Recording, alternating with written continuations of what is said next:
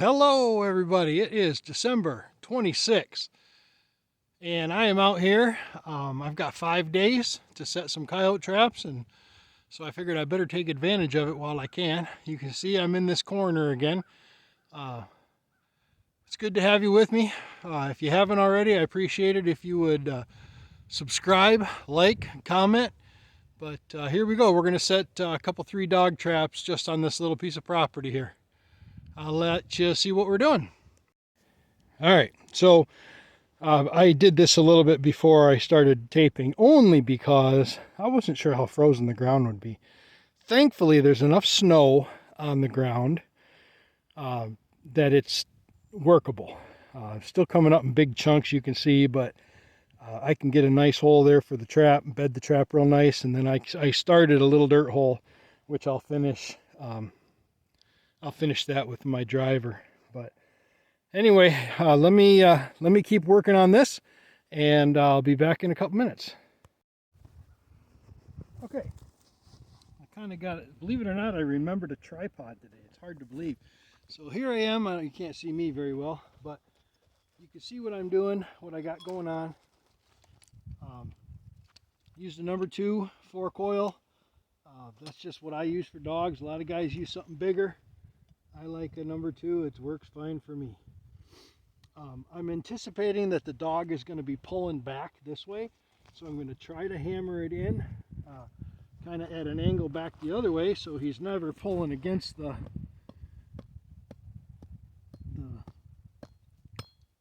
yeah, you know, that thing. Drive this baby in there. Don't laugh at my driving abilities. It's pretty weak.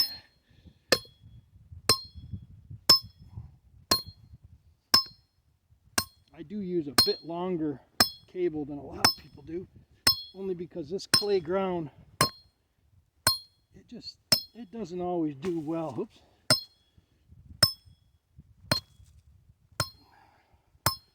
Try to drive it in there well below the line. And of course,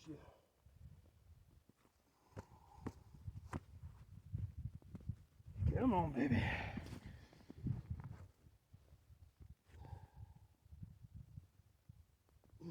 Man, she's in there. I don't really like hitting my driver with the hammer, but sometimes you gotta do it.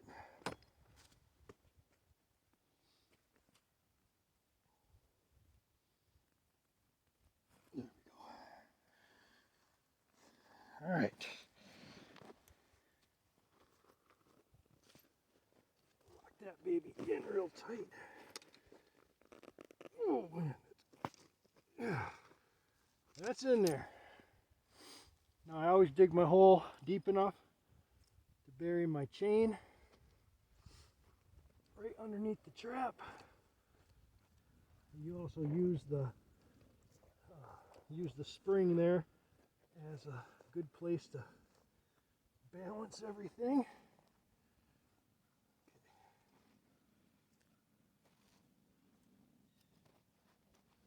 Put some of these clods back in there to help me bed this trap real pretty. Don't want the frozen ones though.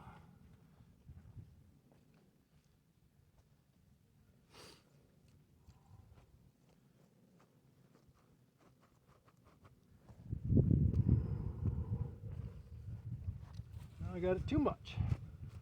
That's all right. Little persuasion.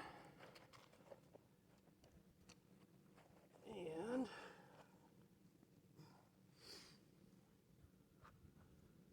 I need a little bit more under this jaw.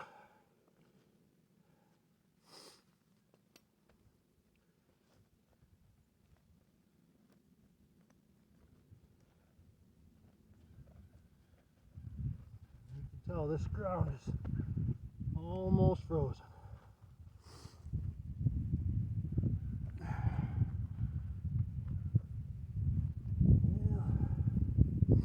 Still need a little bit more on that one side.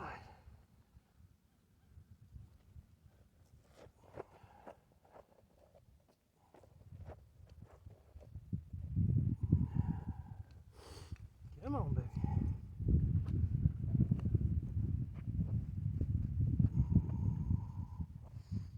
Okay. Nice. All right. Next comes covering. Let me shut you off for a little bit and I'll get everything ready and I'll turn you back on. Okay, back at it. So I've got here all the good stuff. I got my kneeling pad. I'm going to put some little bit of polyfill under the pan. That's got to be more than enough. Lift up this arm so I don't get whacked by it.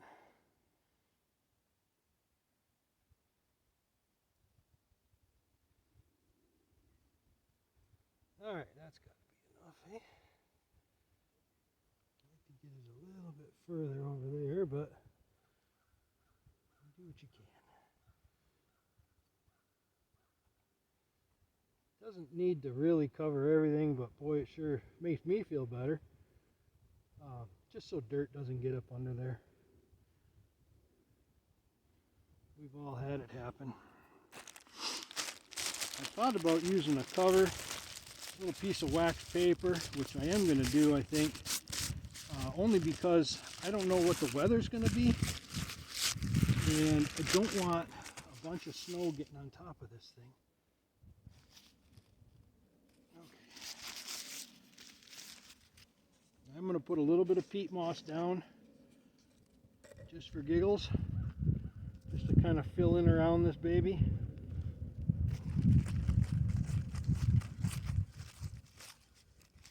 A little less than I have to fill in later. All right, just to hold my paper still. Tear that out if it's too big. Now it's too small. Yeah, that's good. Jam those down in there. Take a piece of this stuff, jam that in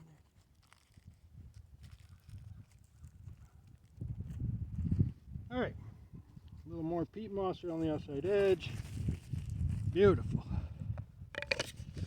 Now you see I've already pre-sifted all this, so I don't worry about chunks because anything that's in there has gone through the sifter. Okay, this is waxed sand mixed with some peat moss and some dirt.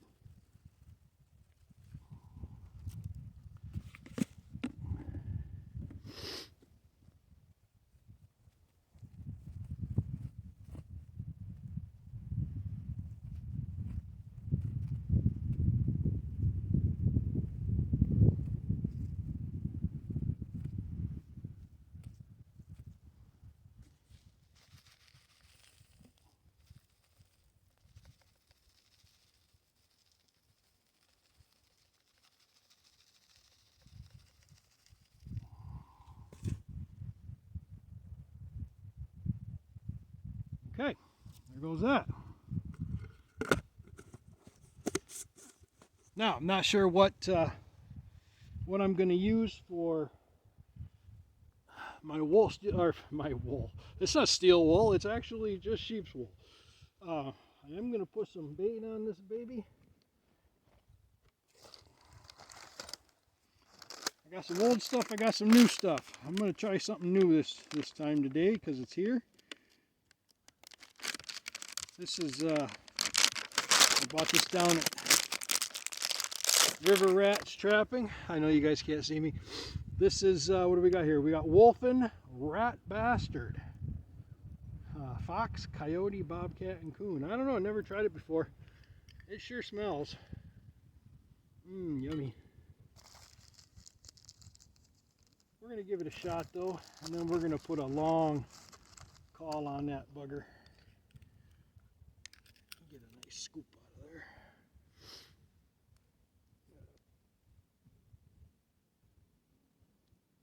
All right.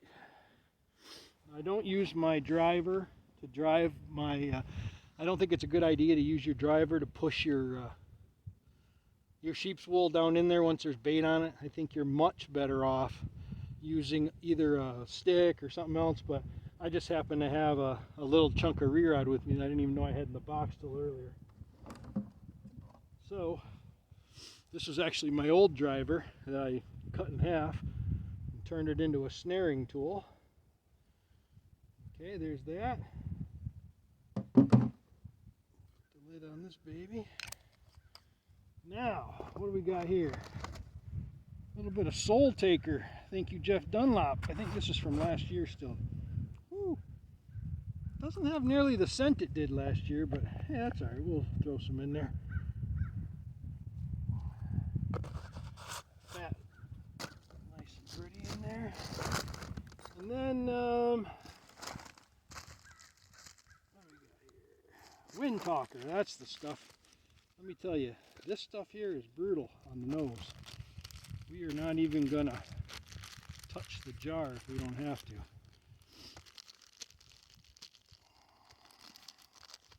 Guess we are gonna have to, huh? All right.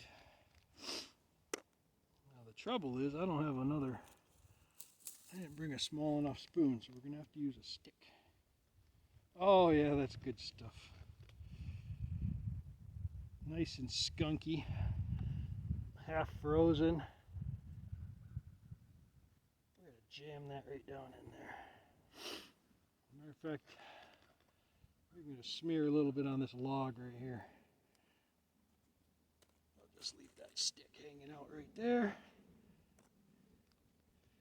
Oh good, I got it all over the bag because it's frozen and peeled out. It's awesome.